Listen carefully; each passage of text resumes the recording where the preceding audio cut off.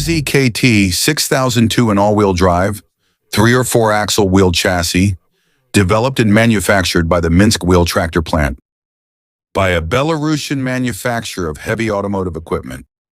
The truck was developed to meet the potential needs of the Belarusian armed forces, but it is also aimed at export customers.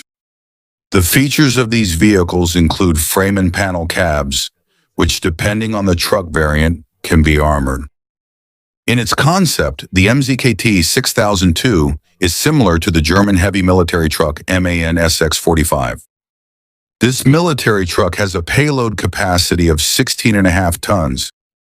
It can also tow trailers and heavy artillery pieces with a maximum weight of about 15 tons.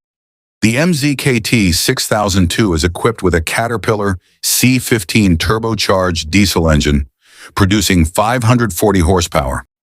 It is paired with a 6-speed automatic transmission. This truck can also be equipped with a Russian-made diesel engine.